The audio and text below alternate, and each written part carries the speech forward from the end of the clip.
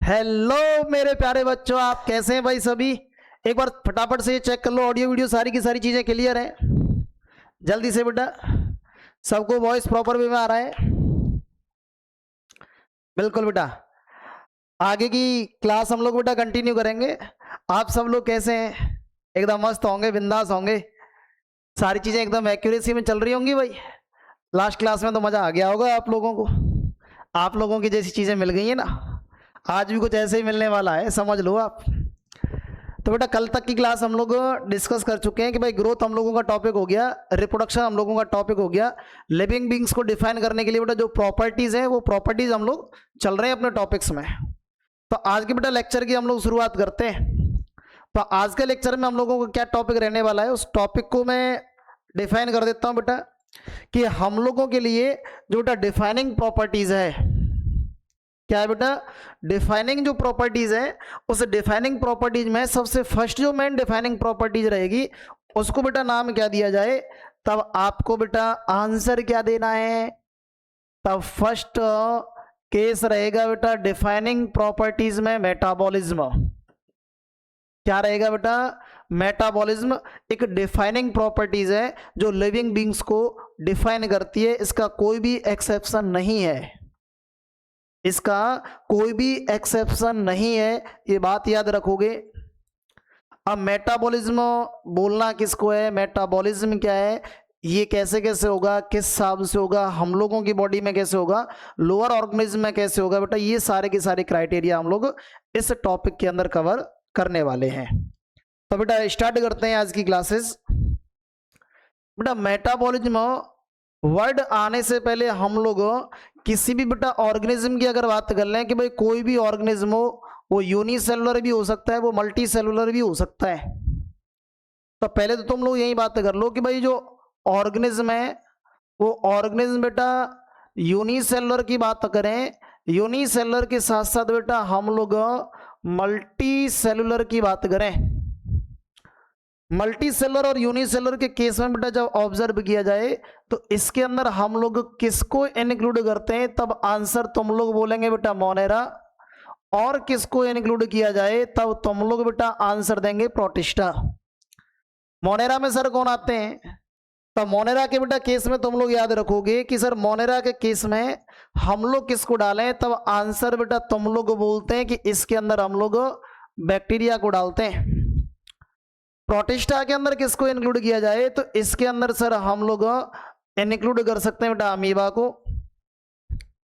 ऐसी बेटा बात आती है मल्टी सेलुलर के केस में, तो मल्टी सेलुलर का केस तुम लोगों को याद रखना है कि इसके अंदर इंक्लूड किसको किया जाए, तब वर्ड बोला जाता है बेटा फंजाई।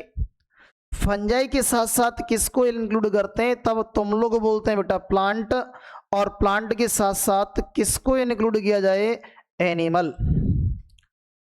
तो बेटा हम लोगों के पास जितने भी टाइप के यूनिसेलुलर और मल्टी सेलुलर जो ऑर्गेनिज्म है, इन ऑर्गेनिज्म की जो बॉडी है, इन ऑर्गेनिज्म का बेटा जो बॉडी ऑर्गेनाइजेशन है, जिस हिसाब से इनकी बॉडी फॉर्म हुई है, उसकी अगर हम लोग डिफाइनिंग प्रॉपर्टीज की बात करते हैं तो तुम लोगों को बेटा क्या चीज याद रखनी है, तो वर्ड बोलोगे कि ऑर्गेनिज्म जो भी हो वो यूनिसेलुलर हो या मल्टी सेलुलर हो, इनकी बॉडी की अगर बात की जाए कि बॉडी किससे मिलकर के बनी, तब बेटा आंसर तुम लोग बोलते हैं made up of chemical part. किससे मिलकर के बनी है बेटा? केमिकल पार्ट से मिलकर के बनी है। क्या जितने भी केमिकल पार्ट हैं क्या सबका साइज सेम है, क्या सबका साइज डिफरेंट डिफरेंट है, एक जैसा, कैसी कंडीशन है? तब तुम लोग बेटा इस केमिकल के केस में वर्ड बोलते हैं कि केमिकल का जो साइज है या केमिकल जो पार्ट्स हैं वो हम लोगों के पास बेटा स्मॉल साइज के भी हो सकते हैं, और केमिकल पार्ट हम लोगों के पास बेटा लार्ज साइज के भी हो सकते हैं, छोटे भी हो सकते हैं, और हम लोगों के पास मतलब बॉडी फॉर्मेशन में बड़े केमिकल पार्ट्स भी इन्वॉल्व हो सकते हैं। तो कहने का मतलब ये है कि बॉडी जो है वो केमिकल पार्ट्स, और केमिकल पार्ट्स का मतलब है एलिमेंट से मिलकर के बनी है। इस बॉडी के अंदर डिफरेंट डिफरेंट टाइप के एलिमेंट का कंपोजिशन है, और उनके कंपोजिशन की वजह से बॉडी का ये ऑर्गेनाइजेशन हुआ है, और इन्हीं केमिकल की वजह से बेटा आगे चल करके बॉडी के इनसाइड अगर देखें, इनसाइड द बॉडी अगर शरीर के अंदर बेटा बात की जाए कि बॉडी के अंदर क्या होगा इन केमिकल पार्ट की वजह से, तब बेटा आंसर बोलते हैं कि इनकी वजह से रिएक्शन होगी। तो बॉडी के अंदर बेटा जितनी भी रिएक्शन चलती हैं, किसी भी टाइप की रिएक्शन हो, तो बॉडी के अंदर बेटा जो भी रिएक्शन होगी उस रिएक्शन को हम लोग नाम क्या देंगे, तब बेटा आंसर देना है बायो केमिकल रिएक्शन। याद रखना कि बॉडी के अंदर जो रिएक्शन हमें ऑब्जर्व होगी उस रिएक्शन को नाम क्या दिया जाए, बायोकेमिकल रिएक्शन बोल दिया जाए। अब ये बायोकेमिकल रिएक्शन जो है वो बॉडी में किस पार्ट में ऑब्जर्व होती हैं, तो बॉडी के किस पार्ट में बेटा ये ऑब्जर्व होंगी, तो उसके लिए तुम लोग स्टेटमेंट बोलते हैं कि ये बेटा ऑब्जर्व होती है कहां पर, आंसर फिर बोला जाता है इसके लिए बेटा इन सेल, कि बायोकेमिकल जो रिएक्शन है हम लोगों को सेल के अंदर ऑब्जर्व होती हैं। तो जितनी भी बॉडी के अंदर होल रिएक्शन है, किसी एक रिएक्शन की बात आप नहीं करोगे, ऑल रिएक्शंस की आप बात करोगे, तो बेटा जितनी भी होल रिएक्शंस हैं, तो होल रिएक्शंस को मिलाकर के बेटा नाम दिया जाता है मेटाबॉलिज्म। याद रखना कि भाई बॉडी के अंदर जितनी भी बेटा होल रिएक्शंस हैं, तो मैं ये वर्ड बोल दूं कि ऑल रिएक्शन इन बॉडी, क्योंकि बॉडी के अंदर जितनी भी रिएक्शन है उन बॉडी के अंदर रिएक्शन वाले पार्ट को ही हम लोग नाम क्या दे बोलते हैं, तब बेटा वर्ड बोला जाता है मेटाबॉलिज्म। नाम क्या दे दिया जाए, मेटाबॉलिज्म नाम दे दिया जाए। तो इन मेटाबॉलिज्म रिएक्शन के अंदर बेटा होता क्या है, बॉडी के अंदर कंडीशन चलती क्या क्या है, तो उसके लिए तुम लोग सिंपल सा स्टेटमेंट बेटा बोलोगे कि बॉडी के अंदर जब हम लोगों को बायोकेमिकल रिएक्शन अगर स्टडी करनी हो, तो तुम लोग बेटा सीधा सीधा स्टेटमेंट याद रखो किस हिसाब से, कि बेटा हम लोग करते क्या है, इनटेक करते हैं क्या, तब आंसर बोलते हैं कि फूड सर इनटेक किया। तो इनटेक होने के बाद इस फूड का आगे चल करके क्या होगा, तब तुम लोग बोलते हैं कि सर इसका आगे चल करके डाइजेशन होता है। तो जब फूड को जब डाइजेस्ट किया जाए, तो बेटा फूड जब डाइजेस्ट होगा तो हम लोग ये बोलते हैं कि फूड डाइजेशन की जब प्रोसेस चले, तो डाइजेशन की प्रोसेस के बाद कॉम्प्लेक्स मॉलिक्यूल आगे चल करके बेटा कन्वर्ट हो जाते हैं सिंपल मॉलिक्यूल में। ये याद रखना कि हम लोग मेटाबॉलिज्म को जब ऑब्जर्व कर रहे हैं तो स्टार्टिंग यहीं से कर रहे हैं कि हम लोगों ने इनटेक किया फूड, फूड जब इनटेक करते हैं तो उसका डाइजेशन होगा, डाइजेशन जब होगा तो फूड के जो कॉम्प्लेक्स मॉलिक्यूल्स हैं बेटा वो कन्वर्ट हो जाते हैं आगे चल करके सिंपल मॉलिक्यूल्स में। तो फूड के सिंपल मतलब कॉम्प्लेक्स मॉलिक्यूल का सिंपल मॉलिक्यूल्स में कन्वर्ट होना डाइजेशन को रिप्रेजेंट करता है। तो ये डाइजेशन की बेटा प्रोसेस किसकी वजह से है, तब तुम लोग बेटा आंसर देते हैं कि ये एंजाइम की वजह से है। कौन कौन से एंजाइम का इन्वॉल्वमेंट हो सकता है, तब तुम लोग बेटा यहाँ पर आंसर बोलते हैं कि सर सुक्रेज का, सुक्रेज के साथ साथ लाइपेज का, लाइपेज के साथ साथ बेटा बात कर लेते हैं किसकी, प्रोटीज की। ऐसे बेटा डिफरेंट डिफरेंट टाइप के एंजाइम्स प्रेजेंट होंगे जो फूड के डाइजेशन में इन्वॉल्व होते हैं। जब ये बेटा फूड का डाइजेशन कराते हैं कॉम्प्लेक्स मॉलिक्यूल से सिंपल मॉलिक्यूल्स में जब कन्वर्जन का प्रोसेस चलता है तो ये किस टाइप के रिएक्शन को रिप्रेजेंट करे, तब तुम लोग बेटा याद रखना इसको नाम दे दिया जाता है कैटाबॉलिक प्रोसेस। क्या नाम देते हैं बेटा इसको, कैटाबॉलिक स्टेटमेंट इसको बोल सकते हैं, मतलब ब्रेक डाउन का प्रोसेस चल रहा है। ऐसे बेटा हम लोग नेक्स्ट स्टेटमेंट की तरफ जब चलते हैं तो कैटाबॉलिक के बाद जब बात आती है तो सेकंड बात है बेटा कि यहां पर कि जैसे मैं बात कर लूं कि बॉडी के अंदर बेटा प्रेजेंट है ग्लूकोज, ये ग्लूकोज मॉलिक्यूल आगे चल करके बेटा बॉडी इसको स्टोर किसके फॉर्म में करती है, तो तुम लोग बेटा आंसर देते हैं ग्लाइकोजन के फॉर्म में। तो इन मसल्स के अंदर फूड जो स्टोर है वो ग्लाइकोजन के फॉर्म में स्टोर है, ग्लूकोज बेटा जो स्टोर है वो ग्लाइकोजन के फॉर्म में स्टोर है। तो ग्लूकोज का ग्लाइकोजन में कन्वर्ट होना या फूड का बॉडी के अंदर स्टोर होना ये किस टाइप की रिएक्शन को बेटा रिप्रेजेंट करे, तब आंसर बोलते हैं कि इसको बेटा नाम दे दिया जाता है एनाबॉलिक प्रोसेस। तो एक तरह से हम लोगों की बॉडी में इस मेटाबॉलिज्म के केस में बेटा अगर बात की जाए कि भाई मेटाबॉलिज्म जो है, ये मेटाबॉलिज्म रिएक्शन बेटा टू टाइप की कौन कौन सी है, तब तुम लोग बेटा आंसर बोलते हैं कि फर्स्ट रिएक्शन हो जाए एनाबॉलिक और सेकंड बेटा रिएक्शन हो जाए हम लोगों के पास कैटाबॉलिक रिएक्शन। एनाबॉलिक रिएक्शन में क्या होगा, कैटाबॉलिक रिएक्शन में क्या होगा, तब तुम लोग बेटा वर्ड बोलते हैं कि भाई एनाबॉलिक उसको बोलते हैं कि जैसे तुम लोगों ने देखा हो कि हम लोग क्लासेस वगैरह ले रहे हैं तो स्टूडेंट का कलेक्शन कर रहे हैं, स्टूडेंट को स्टोर कर रहे हैं, स्टूडेंट को एक क्लास या एक ही चैनल पर लाने का ट्राई कर रहे हैं, तो सारे के सारे स्टूडेंट एक चैनल पर आ रहे हैं, मतलब एक जगह कलेक्शन चल रहा है। तो ऐसे बेटा बॉडी के अंदर जब फूड का डाइजेशन कंप्लीट हो जाए तो बॉडी के अंदर स्टोर करने की बात आती है, तो उनको स्टोर करने का जो प्रोसेस होगा, तो स्टोर करने को हम लोग बोल सकते हैं कि इस वाले एनाबॉलिक वाले प्रोसेस में बेटा होगा क्या, तब तुम लोग बोलते हैं कि इसके अंदर सिंथेसिस की प्रोसेस होती है, सिंथेसिस ऑफ फूड, ये काम होगा बेटा। तो फूड को स्टोर करने के लिए, उनके मिड में बॉन्ड बनाने के लिए नीड किसका रहेगा, तब तुम लोग बेटा वर्ड बोलते हैं कि इसके लिए बेटा नीड होता है किसका, तब आंसर बोलते हैं एनर्जी का नीड होगा।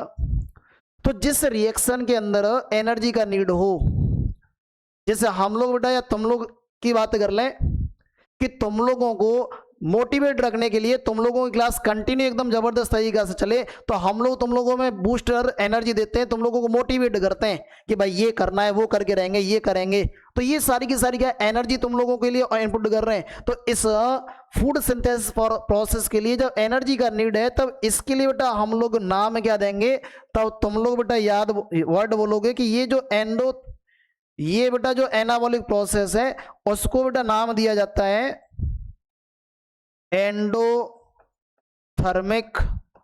रिएक्शन। याद रखना कि इस एनाबॉलिक प्रोसेस को हम लोग बेटा नाम क्या देते हैं, एंडोथर्मिक प्रोसेस नाम देते हैं। सेकंड, इस कैटाबॉलिक रिएक्शन के बेटा केस में जब बात आती है तो हम लोग बोलते हैं कि कैटाबॉलिक रिएक्शन में कि अगर कोई भी फूड पार्टिकल्स इस हिसाब से बेटा प्रेजेंट है, तो इस वाले पार्ट से आगे चल करके सिंपल वाले पार्ट में इसका कन्वर्जन होगा, इसके साथ साथ रिलीज क्या होगी, एटीपी भी रिलीज होगी। मतलब इस वाले पार्ट में फूड को स्टोर नहीं करते बॉडी के अंदर, बॉडी के अंदर जो फूड डिपोजिट है उस डिपोजिशन वाले पार्ट को भी ब्रेक कर दिया जाता है। तो ब्रेक जब करते हैं तो उस टाइम पर बेटा एनर्जी रिलीज होती है, तो एनर्जी का रिलीज होना ये रिप्रेजेंट करेगा कि कैटाबॉलिक रिएक्शन है। और इस कैटाबॉलिक रिएक्शन को अगर हम लोग रिप्रेजेंट करें कि जैसे बेटा बॉडी के अंदर रिएक्शन चलती है इस हिसाब से कि C6H12O6 प्लस O2 आगे चल करके बेटा फॉर्म होता है CO2 प्लस H2O प्लस 36 से 38 ATP की फॉर्म क्या हो गया बेटा कि हम लोग बोल रहे हैं यहां पर कि ये जो फॉर्म हुआ है उसको बेटा नाम दे दिया कि 36 से 38 एटीपी फॉर्म हो गए। तो जिस रिएक्शन के अंदर बेटा एटीपी रिलीज होती है उस वाले पार्ट को हम लोग नाम देते हैं कैटाबॉलिक रिएक्शन। और कैटाबॉलिक रिएक्शन के इसी वाले स्टेप को बेटा हम लोग नाम क्या देते हैं, तब तुम्हें बोलना है कि ये जो रिएक्शन रहेगी इसको बेटा नाम देते हैं एक्सोथर्मिक रिएक्शन। याद रखना कि भाई इस कैटाबॉलिक रिएक्शन वाले पार्ट में एनर्जी रिलीज होती है, एनाबॉलिक वाले पार्ट में एनर्जी कंज्यूम होती है। तो जिस रिएक्शन में बेटा एनर्जी कंज्यूम होगी वो एंडोथर्मिक, जिसमें रिलीज होगी वो एक्सोथर्मिक हो जाए। अब इसको एक एग्जांपल से समझ लो कैसे है। जैसे मैं तुम लोगों से बेटा बोल दूं कि भाई आज क्लासेस के अंदर, या मैं ये बोल दें तुम लोगों को कि आज भाई क्लास के अंदर एंटरटेनमेंट होने वाला है, या आज क्लास के अंदर मजे होने वाले हैं, तो तुम लोग एकदम रेडी हो जाओगे कि भाई मजा आने वाला है, मजा आने वाला है, मतलब एनर्जी बढ़ जाएगी, भरपूर एनर्जी आएगी काफी ज्यादा। तो एनर्जी जब काफी ज्यादा आएगी तो इसका मतलब है एनर्जी स्टोर हो चुकी है, भाई नहीं अब हम लोग करके रहेंगे, अब हम लोग देख के रहेंगे, क्या एंटरटेनमेंट होने वाला है। तो ये क्या है, एनर्जी को स्टोर किया जा रहा है ज्यादा से ज्यादा, तो एनाबॉलिक है। जब बोले कि अरे यार आज तो गड़बड़ हो गया यार, क्या करें यार, आज तो मजा सा नहीं आया। तो एनर्जी है ही नहीं, एनर्जी रिलीज हो गई। तो एनर्जी रिलीज हो गई इसका मतलब कैटाबॉलिक हो गया। एक देखते हैं, जा रहे हैं भाई घूमते घूमते, ऐसे इधर से उधर जब जाते हैं, रास्ते में जा रहे हैं तो नैन मटक्का हो गया। जैसे देखा, अरे यार ये, अरे यार वो, ऐसे ही आता है तो एनर्जी से भर जाते हैं। जब कोई बोले अरे यार ये और आ गया यार, तो एनर्जी गई। तो जिसमें बेटा एनर्जी रिलीज हो रही है वो कैटाबॉलिक है, और जिसको देखते अरे भाई वाह क्या चीज है यार, तो ऐसा जब बोलते हैं तो मतलब एनर्जी एक्सपेंड है काफी ज्यादा। तो एनर्जी के बेटा केस में याद रखना कि एनाबॉलिक और कैटाबॉलिक का प्रोसेस के हिसाब से हमें देखने को मिलता है। तो इसके बेटा रेफरेंस में जब बात करते हैं तो हम लोगों को क्या कंडीशन ऑब्जर्व होगी, किसके हिसाब से कंडीशन ऑब्जर्व होगी, तो उसके लिए बेटा हम लोग, ये आप अच्छे से समझना बेटा।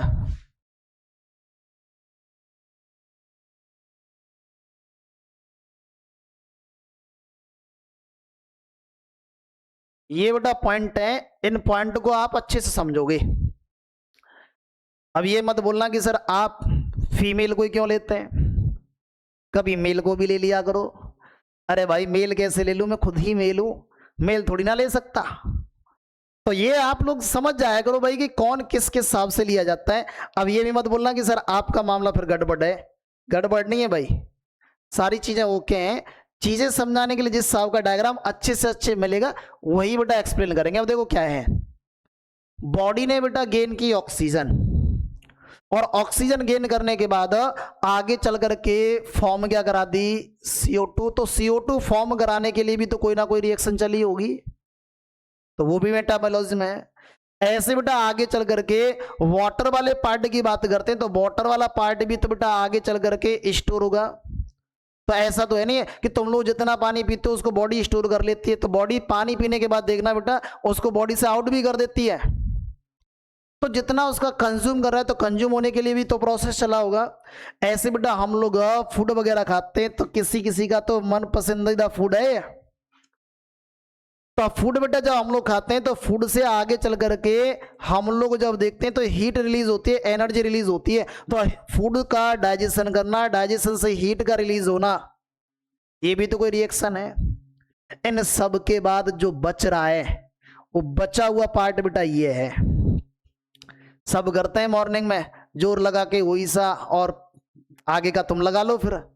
मॉर्निंग में और इवनिंग में जब जोर लगाते हैं तो ये निकल के आता है ये। बहुत से तो लोग बाग देखते हो रहे हैं कि भाई कलर कैसा आया है, अच्छा मेरा येलो कलर आया है। जैसे गांव में देखा होगा कि एक साथ फ्रेंड चल देते हैं घूमने के, भाई चलो आज चलते हैं, और मान लो किसी ने गाजर का हलवा खाया है, किसी ने घिया का खाया है, किसी ने पालक के पराठे खाए, किसी ने कुछ खाया ही नहीं। तो जाकर के वहां आराम से फ्रेश हो रहे हैं और देख रहे हैं अरे यार ये क्या है, ये तो ग्रीन कलर का है, किसी का येलो कलर का है, किसी का रेड कलर का है। तो ये बेटा ये डिफरेंट डिफरेंट का जो कंपोजिशन है वो पिगमेंट की वजह से, जर्नली ये कलर कैसा आता है, येलो कलर रहेगा, यूरोक्रोम पिगमेंट की वजह से। याद रखना बेटा कि हम लोग यूरिन की बात करें या फेसेस वाले पार्ट की बात करें तो जर्नल किस कलर का रहे तब बेटा आंसर बोलते हैं येलो कलर का है। और ये येलो कलर किसकी वजह से है तब तुम लोग बेटा आंसर बोलते हैं कि येलो कलर यूरोक्रोम पिगमेंट की वजह से है। ठीक है, इसके साथ साथ बेटा एक और रहेगा विन ब्लिस्टिन और विन क्रिस्टिन, इनकी वजह से ये कलर येलो हम लोगों को ऑब्जर्व रहेगा। तो याद रखना कि बेटा कि बॉडी के अंदर जितनी भी मैकेनिज्म चल रही हैं, जितनी भी रिएक्शन हमें देखने को मिल रही हैं, वो सारी की सारी रिएक्शन क्या है, मेटाबॉलिज्म है। और इसी बेटा मेटाबॉलिज्म पार्ट में जब देखते हैं तो हम लोगों को जब मेटाबॉलिज्म का केस देखा गया तो आगे चल करके हम लोगों ने बेटा क्या देखा,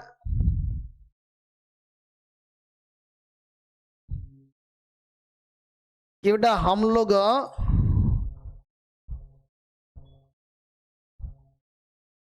तो भाई जो मेटाबॉलिज्म की रिएक्शन है जिसको हम लोग आगे चल कर बेटा एनाबॉलिक कैटाबॉलिक इस हिसाब से जब एक्सप्लेन कर रहे हैं तो ये सुनना।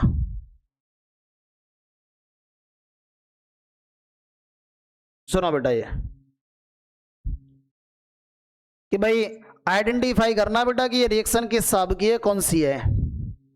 तो देखो अमीनो एसिड है, तो जब डिफरेंट डिफरेंट टाइप के अमीनो एसिड एक दूसरे के साथ बाइंड बनाए, जैसे मैं ये बात कर लूं कि भाई यहां पर amino acid A plus amino acid B, तो यहां पर आगे चल करके डाई अमीनो एसिड बनेगा।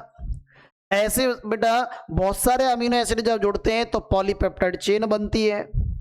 पॉलीपेप्टाइड चेन बनने के बाद आगे चल करके प्रोटीन का फॉर्मेशन होता है। तो कोई पार्ट बॉडी के इनसाइड फॉर्म हो रहा है, तो किसी पार्ट का फॉर्म होना, किसी पार्ट का न्यू पार्ट में कन्वर्जन होना, तो ये किसको रिप्रेजेंट करे, तब तुम लोग बेटा इसमें आंसर बोलोगे कि ये सर एक रिएक्शन जो है वो एनाबॉलिक रिएक्शन है। ऐसे हम लोग नेक्स्ट वाले पोर्शन की बेटा अगर बात करें तो इसमें ग्लिसरॉल वाला पार्ट आगे चल करके किसके साथ रिएक्शन है, या ये बात कर लें कि फैटी एसिड वाला पार्ट और ग्लिसरॉल वाला पार्ट बेटा एक दूसरे के साथ जब रिएक्शन करता है तो रिएक्शन करके फॉस्फोलिपिड का फॉर्मेशन करेगा, तो ये फॉस्फोलिपिड बन गया। तो ये भी बेटा स्टेप कौन सा है, एनाबॉलिक है। ऐसे बेटा हम लोग बात करते हैं कि भाई आगे चल करके मोनोसैकेराइड, मतलब हम लोग यहां पर ये बोलते हैं कि बेटा ग्लूकोज है, तो ग्लूकोज के काफी मॉलिक्यूल्स एक दूसरे के साथ रिएक्शन करते हुए चलें, और जब रिएक्शन करते हुए चलते हैं तो आगे चल करके बेटा फॉर्मेशन करा देते हैं किसका, स्टार्च का। तो ये भी बेटा एनाबॉलिक प्रोसेस है।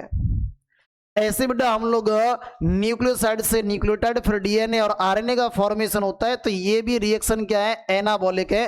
तो कहने का मतलब अब ये है बेटा, मैं ये हिसाब से बोल दूं कि जैसे ए प्लस बी एक दूसरे के साथ मिलकर के क्या बना रहे हैं, ए बी बना रहे हैं। तो जब टू डिफरेंट मॉलिक्यूल्स एक दूसरे के साथ जब बाइंड होंगे तब बेटा वो रिप्रेजेंट करता है एनाबॉलिक रिएक्शन। अगर ये ब्रेक हो जाते हैं तब ये रिप्रेजेंट करता है बेटा कैटाबॉलिक रिएक्शन।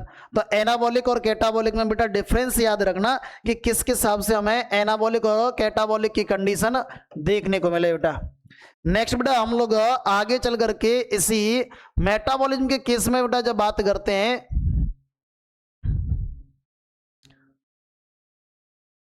आगे चल करके बेटा इसको समझना कि कंडीशन के हिसाब से वो देखना बेटा कि फर्स्ट है एनाबॉलिक रिएक्शन। तो एनाबॉलिक रिएक्शन को के साथ बेटा यूज क्या होनी है, एनर्जी यूज होनी है, तब जाकर के कोई कंपाउंड बनेगा। तो एंडोथर्मिक रिएक्शन है। इस वाले पार्ट में हम लोग क्या देखते हैं कि कोई भी मॉलिक्यूल्स आगे चल करके बेटा ब्रेक हो रहा है तो एनर्जी रिलीज हो रही है, तो ये एक्सोथर्मिक है। तो जिसमें लार्ज मॉलिक्यूल्स फॉर्म होंगे वो एनाबॉलिक रिएक्शन, जिसमें स्मॉल मॉलिक्यूल्स लार्ज से रेडी हो रहे हैं तो वो कहलाती है बेटा अपने पास कैटाबॉलिक रिएक्शन। तो एनाबॉलिक और कैटाबॉलिक रिएक्शन दोनों को मिलाकर के नाम क्या देते हैं, तब बेटा आंसर बोला जाता है कि इसको नाम दे दिया जाए मेटाबॉलिज्म रिएक्शन। तो एनाबॉलिक कैटाबॉलिक का बेटा डिफरेंस याद रखना। अब आगे की बात आती है कि सर ये एनाबॉलिक और कैटाबॉलिक जो रिएक्शन है किसके अंदर ऑब्जर्व होगी, कैसे कैसे है, तब उसके लिए क्या बोलोगे बेटा। एनाबॉलिक जो रिएक्शन है वो हम लोगों को यूनिसेलुलर ऑर्गेनिज्म से लेकर के मल्टी सेलुलर ऑर्गेनिज्म के अंदर देखने को मिलती हैं। ऐसा कोई भी ऑर्गेनिज्म नहीं है जिनके अंदर हम लोगों को मेटाबॉलिक रिएक्शन देखने को नहीं मिलती हो। सबके अंदर बेटा हम लोगों को मेटाबॉलिक रिएक्शन देखने को मिलती हैं। हम बैक्टीरिया की बात कर सकते हैं, हम लोग वायरस की बात कर सकते हैं, हम लोग फंगस की बात कर सकते हैं, प्लांट की बात कर सकते हैं, किसी की भी बेटा बात कर लें तो ऑल ऑर्गेनिज्म के अंदर हम लोगों को मेटाबॉलिक रिएक्शन ऑब्जर्व होती हैं। अब मैं ये बोलूं कि ये मार्कर है, क्या इस मार्कर के अंदर खुद से कोई रिएक्शन देखने को मिल रही है क्या, तो नहीं है। तो नॉन लिविंग के अंदर कोई भी रिएक्शन ऑब्जर्व नहीं होती।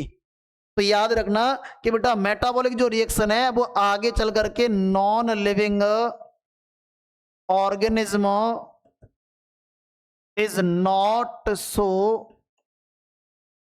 क्या नहीं शो करते बेटा, तब तुम लोग बेटा आंसर बोलते हैं मेटाबॉलिज्म रिएक्शन। बेटा ये शो ही नहीं करते। पॉइंट याद रखना कि जितने भी लिविंग ऑर्गेनिज्म है वो मेटाबॉलिज्म रिएक्शन शो करते हैं, बट नॉन लिविंग ऑर्गेनिज्म कभी भी मेटाबॉलिज्म आगे शो करते ही नहीं है। जैसे हम लोग बात करें कि भाई कोई भी डेड बॉडी है, तो डेड बॉडी की बेटा बात की जाती है तो उसके अंदर डीकंपोजिशन का प्रोसेस चल रहा है, उसके अंदर रिएक्शन नहीं चल रही।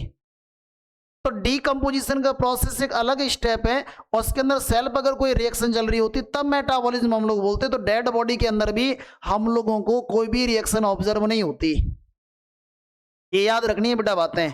तो फिर आगे चल करके हम लोग बात करें कि सर दो बातें हमारे माइंड में आती हैं कि हम लोग लैब के अंदर भी एक्सपेरिमेंट करते हैं और बॉडी के अंदर भी एक तरह से रिएक्शन ही चल रही है, तो और लैब के अंदर भी रिएक्शन चलती हैं। तो हम लोग क्या करें, जैसे बेटा मैं यहां पर बात कर लूं कि कोई भी ये सेल है, इस हिसाब से बेटा ये सेल है, और सेल बेटा इनटेक क्या करती है, तब तुम लोग बोलते हैं कि ये इनटेक करती है बेटा ग्लूकोज। कितने कार्बन मॉलिक्यूल्स हैं, तो आंसर बोलते हैं कि 6 कार्बन मॉलिक्यूल्स हैं।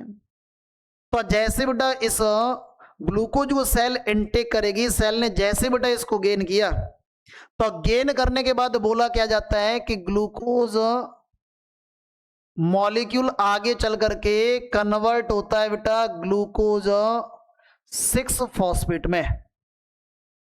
ये भी 6 कार्बन का मॉलिक्यूल, ये भी बेटा 6 कार्बन का मॉलिक्यूल। तो ग्लूकोज से ग्लूकोज 6 फॉस्फेट में कन्वर्ट करने के लिए भी कोई ना कोई एंजाइम का रोल रहा होगा, तब यहां पर बेटा वर्ड बोलते हैं हेक्सोकाइनेज एंजाइम।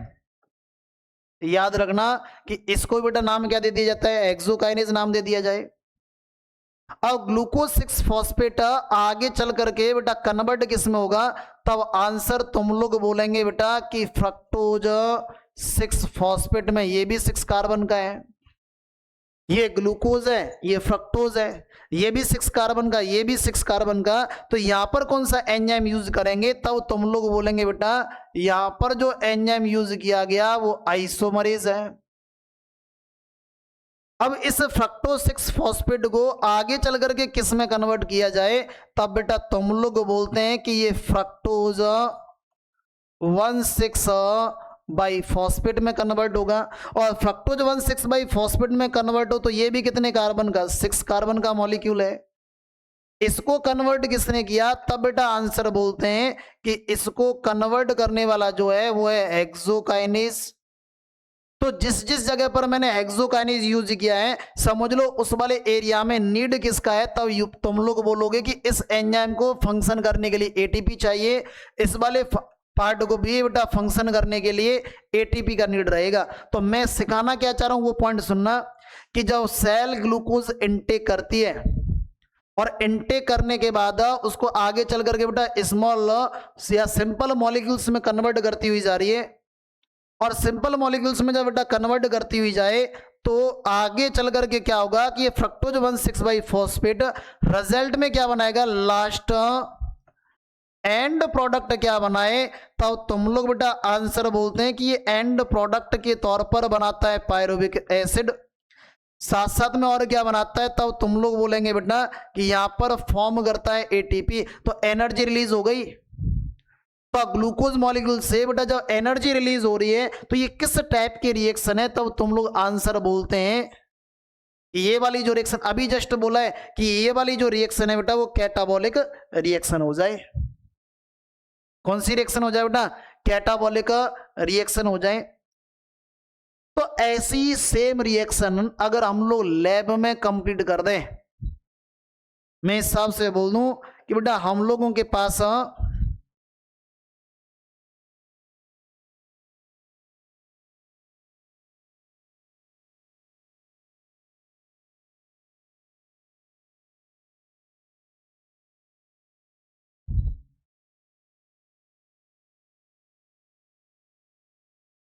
एक तो बेटा पोर्शन ये है, सेकंड पोर्शन ये हम लोगों के पास, थोड़ा साइज और बढ़ा लें। उसके बाद बेटा हम लोगों के पास कलर थोड़ा सा भर देते हैं इस हिसाब से।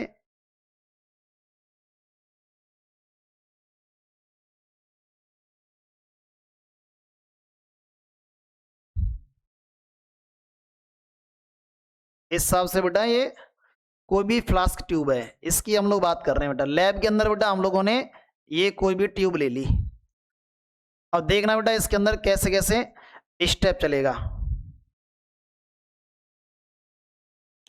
तो कंडीशन क्या है कि बेटा जैसे हम लोग लैब के अंदर अपना एक्सपेरिमेंट करें और इसी रिएक्शन को सेम यहां पर कर करके हम लोग जब देखते हैं, तो बेटा कंडीशन किस हिसाब से होगी कि इस लैब के अंदर तुम लोगों ने ले लिया बेटा कि यहां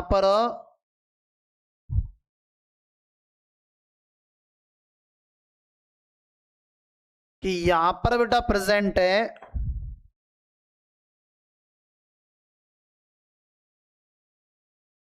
इस हिसाब से ग्लूकोज मॉलिक्यूल। तो जो रिएक्शन बेटा अभी चल रही थी, तो वो रिएक्शन भी हम लोग लैब के अंदर करा के देखते हैं। तो जो भी बेटा बॉडी के अंदर रिएक्शन थी उसको जब लैब के अंदर करा करके देखते हैं और वो रिएक्शन कंप्लीट भी हो जाए, तो क्या उस केस में हम लोग उसको बेटा आगे चल करके लिविंग कंसीडर करेंगे क्या? तो कंडीशन आती है कि बेटा जब हम लोग किसी भी रिएक्शन को या किसी भी एक्सपेरिमेंट को लैब के अंदर बेटा कंप्लीट करते हैं तो इन विट्रो, और जब बॉडी के अंदर रिएक्शन की बात आती है तो बेटा उसके लिए वर्ड यूज करते हैं इन विवो। तो जब बॉडी के अंदर रिएक्शन हो रही है तो इन विवो है, और बॉडी के आउटसाइड में लैब के अंदर रिएक्शन हो रही है तो इन विट्रो है। तो कंप्लीटली रिएक्शन जब लैब के अंदर हो तो उस रिएक्शन को हम लोग कंसीडर किस में करेंगे? तब वर्ड बोलना है कि उसको कंसीडर किया जाए नॉन लिविंग में। ऑल रिएक्शंस लैब के अंदर कंप्लीट नहीं हो सकती, कुछ रिएक्शंस हैं जो लैब के अंदर कंप्लीट होती हैं। तो हम लोग इसलिए बेटा ये नहीं बोल सकते कि भाई लैब के अंदर अगर कोई रिएक्शन कंप्लीट होती हुई हमें अगर मिल रही है तो उसको हम लोग लिविंग बींग्स के अंदर या लिविंग ऑर्गेनिज्म के अंदर कंसीडर कर लें। तो पूरा बेटा स्टेटमेंट याद रखना कि भाई हम लोगों के पास जैसे बेटा ये मेटाबॉलिक और कैटाबॉलिक रिएक्शन जब ऑब्जर्व होती है तो किस किस हिसाब से ये कंडीशन हमें देखने को मिलती है। तो इसकी बेटा आगे चल करके इसकी बेटा आगे चल करके जब हम लोग एनसीईआरटी को देखें तो एनसीईआरटी देखना क्या बोलना चाह रही है, सुनना बेटा। एनसीईआरटी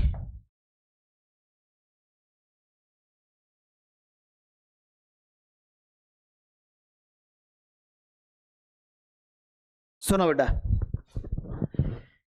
कि ऑल लिविंग ऑर्गेनिज्म, तो बेटा लिविंग ऑर्गेनिज्म की ही बात करनी है यहाँ पे कि all living organism are made up of chemicals. तो मैंने बेटा स्टार्टिंग में बता दिया कि जितने भी लिविंग ऑर्गेनिज्म हैं वो किससे बने हुए हैं?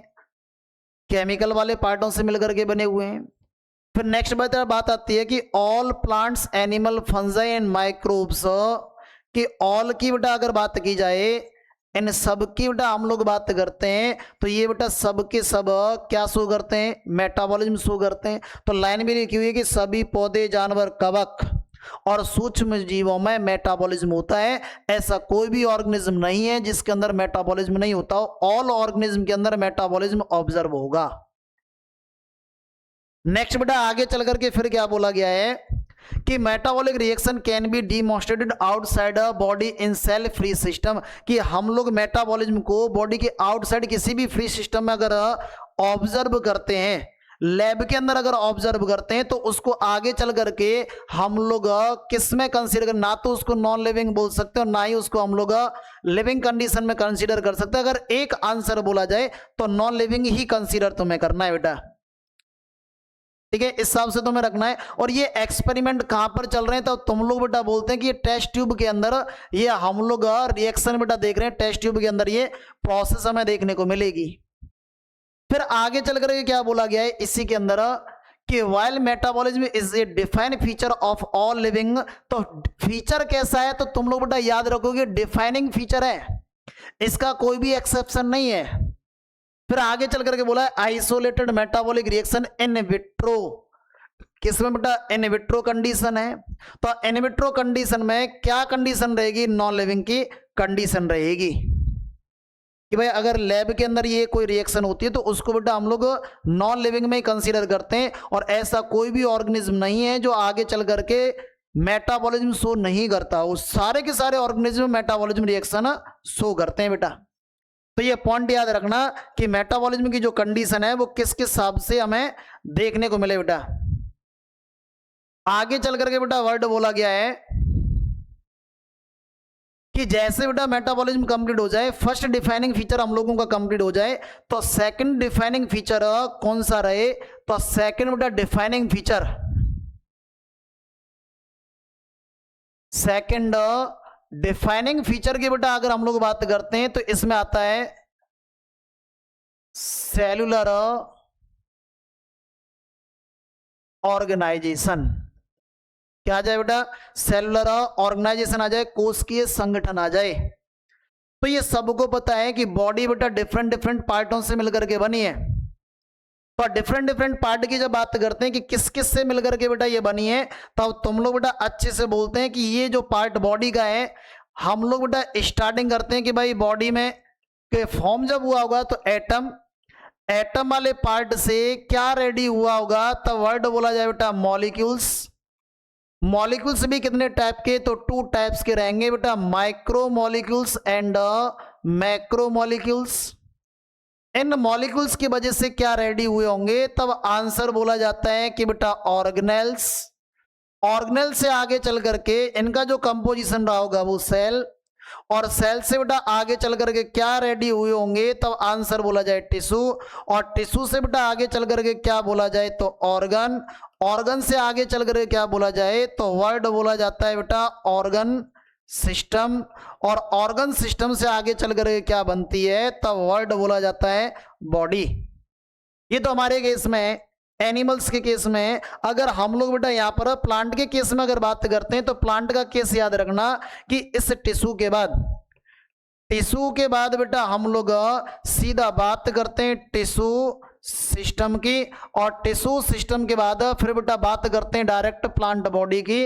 और इससे पहले क्या है, तो सेल वाला पोर्शन है, वो सारे के सारे पोर्शन है बेटा, सारे के सारे। तो ये बेटा कंडीशन तुम लोग याद रखोगे कि इसके अंदर जो बेटा कंडीशन जो दे रखी है, ये वाली बेटा जो कंडीशन है वो किस केस के लिए है, तो तुम लोग बेटा वर्ड बोलते हैं कि ये जो कंडीशन है वो प्लांट के लिए है, प्लांट के लिए एप्लीकेबल रहेगी। तो इस बॉडी के फॉर्मेशन में जब ये सारा का सारा प्रोसेस इन्वॉल्व होता है, तो हम लोग बेटा इस सेल के बेसिस पर ऑर्गेनिज्म को टू पार्ट में डिफाइन कर देते हैं कि a cellular, sorry unicellular and multicellular. तो हर बॉडी ऑर्गेनिज्म को फॉर्म करने के लिए सेल का नीड है, तो इसलिए बेटा सेल को बोला जाता है फंक्शनल एंड स्ट्रक्चरल यूनिट। तो ऐसा कोई भी ऑर्गेनिज्म नहीं है, वायरस, विरोड और प्रियंस को छोड़कर, जिनको ए सेलुलर बोलते हैं, इनको छोड़कर के अगर बात कर लें तो मोस्टली जो ऑर्गेनिज्म है वो यूनिसेलुलर या मल्टी सेलुलर की कंडीशन होगी। तो यूनिसेलुलर और मल्टी सेलुलर की बेटा जब कंडीशन होगी, तो उसको हम लोग आगे चल करके जब रिप्रेजेंट करने की बात करें, उसको बेटा आगे चल करके जब हम लोग रिप्रेजेंट करें, तो उसका केस सुनो, ये रहा।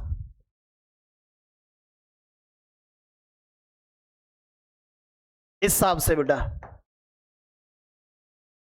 कंडीशन के हिसाब से दे रखी है कि यहां पर बेटा कंडीशन दे रखे हैं ऑर्गेनेल्स, जैसे माइटोकॉन्ड्रिया बना हुआ है, तो डिफरेंट डिफरेंट टाइप के ऑर्गेनेल्स का जो कंपोजिशन होगा, डिफरेंट डिफरेंट टाइप के ऑर्गेनेल्स जिस जगह एक साथ प्रेजेंट होंगे, उस वाले पार्ट को नाम क्या दिया जाए, सेल बोल दिया जाए। सेल का ग्रुप किसको रिप्रेजेंट करता है, तो वर्ड बोला जाता है बेटा टिश्यू को रिप्रेजेंट करे। तो बेटा ये A B C D E ये सारी की सारी सेल हैं, तो इन सेल के ग्रुप को नाम क्या दिया जाता है, तो टिश्यू बोल दिया जाए। टिश्यू आगे चलकर क्या बनाते हैं, तो ये ऑर्गन बनाए, ऑर्गन से क्या बने बेटा, ऑर्गन सिस्टम बने, तो यहां पर ये डाइजेस्टिव सिस्टम बन गया। और डिफरेंट डिफरेंट ऑर्गन सिस्टम क्या बनाते हैं, तो एक ऑर्गेनिज्म मतलब एक बॉडी रेडी कर देते हैं। तो ये बेटा बॉडी का फॉर्मेशन हो गया। तो इस बॉडी को फॉर्म करने में जब इन्वॉल्वमेंट की बात आती है या स्मॉलेस्ट यूनिट की बात आती है, तो उसको बेटा हम लोग नाम क्या देते हैं, सेल नाम देते हैं। कि बॉडी का functional and structural and smallest unit किसको बोला जाए, तब बेटा आंसर बोला जाता है सेल को बोला जाए। कि किसको बोला जाए, तो आंसर बेटा याद रखना है कि सेल को हम लोग नाम देते हैं फंक्शनल एंड स्ट्रक्चरल यूनिट। इसी हिसाब से बेटा नेक्स्ट हम लोग जब कंडीशन देखते हैं मॉलिक्यूल के बेस पर, कि मॉलिक्यूल के बेस पर बेटा जब बात की जाती है, तो तब तुम लोग किस हिसाब से बेटा वर्ड बोलोगे,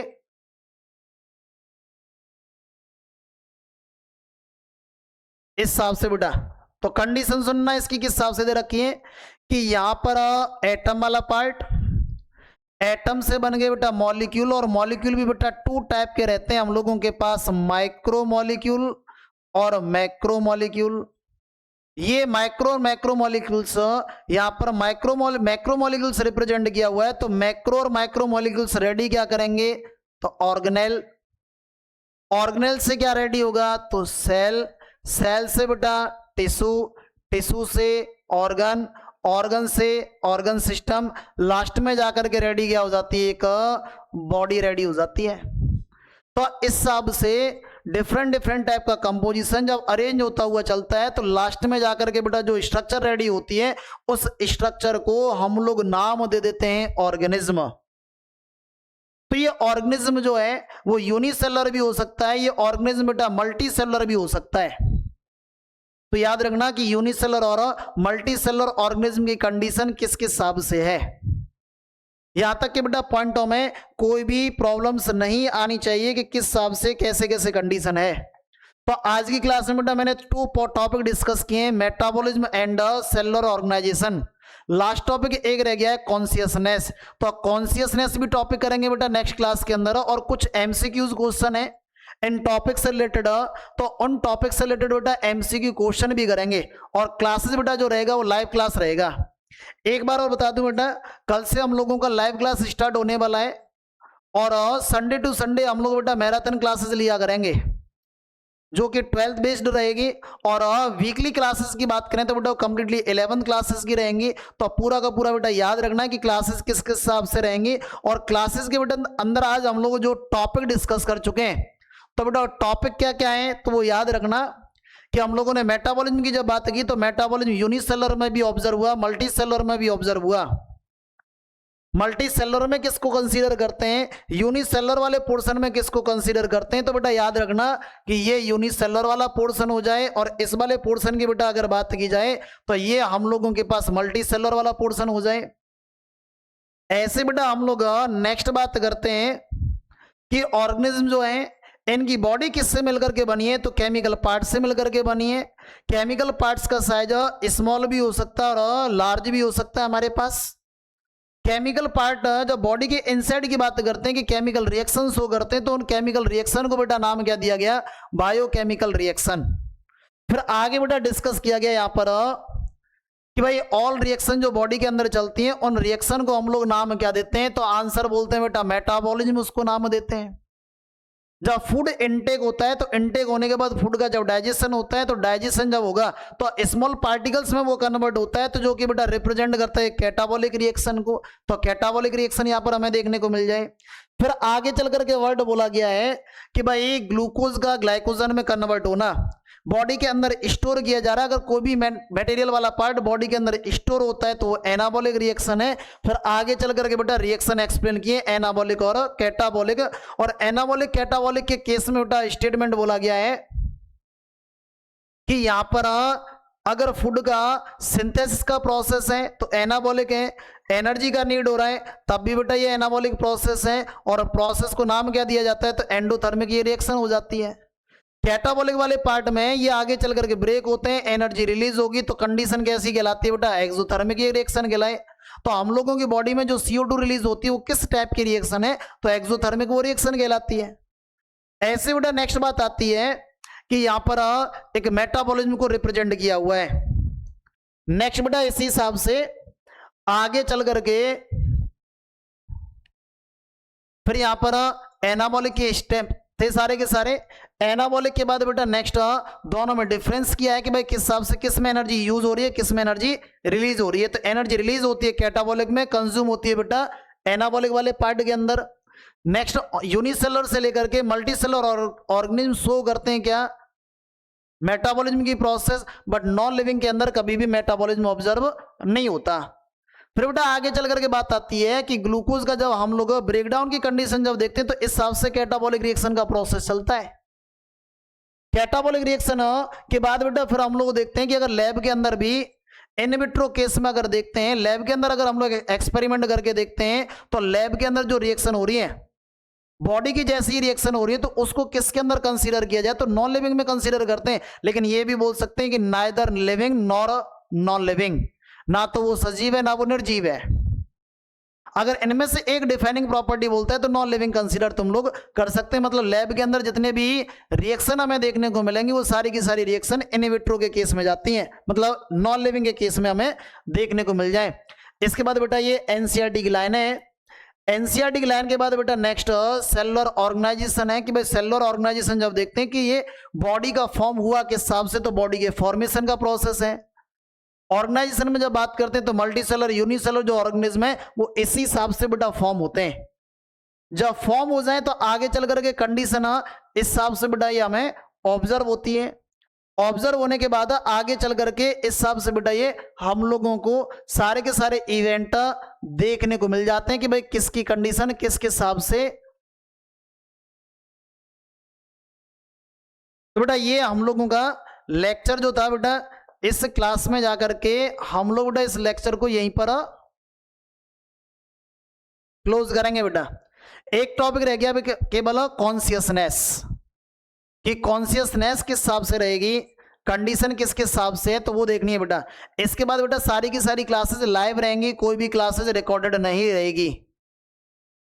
तो तुम लोग बेटा फुल एनर्जी के साथ आसपास जितने भी यार दोस्त हैं सबसे बोल दो भाई फुल एनर्जी के साथ अपन रेडी हैं।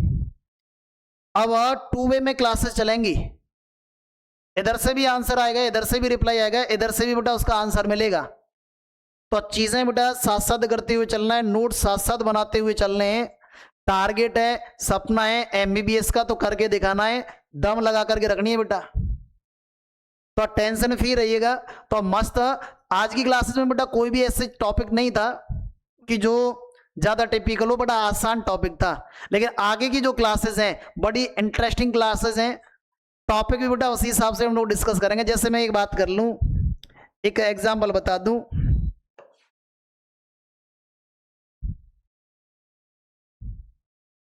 कि जैसे बेटा मैं इसको मान लेता हूं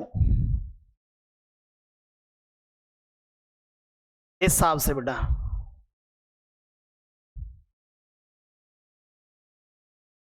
इसको बेटा मान लिया है थोड़े टाइम के लिए मिरर,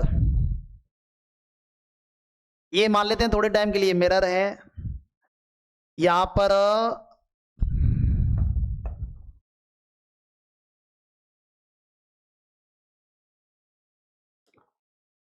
बेटा इस हिसाब से पहचान लेना भाई ये कौन है।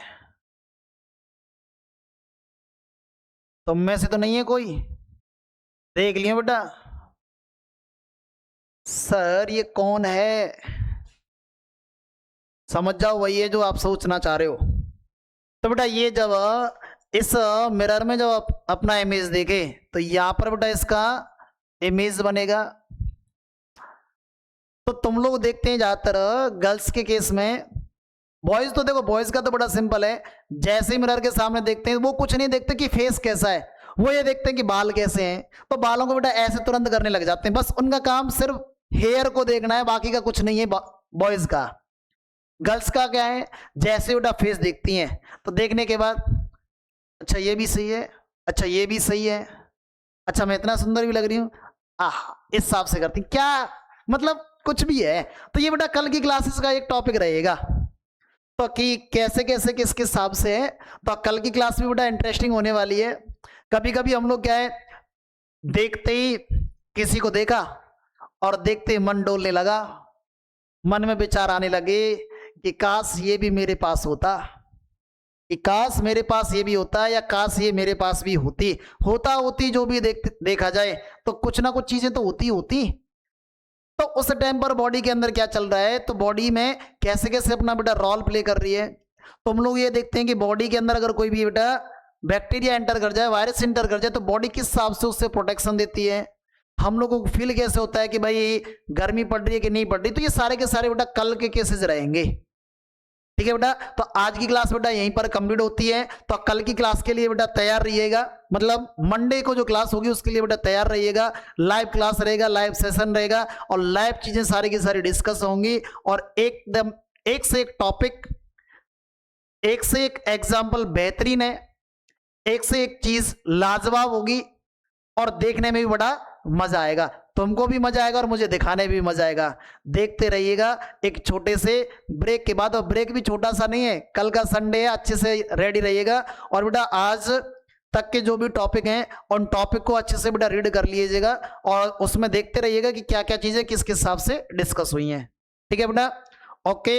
इसी के साथ बेटा नेक्स्ट क्लास में मिलेंगे एक क्वेश्चंस के साथ, काफी सारे क्वेश्चन है उनको डिस्कस करेंगे, फिर बेटा आगे के टॉपिक में एंटर करेंगे। ओके बेटा, थैंक यू।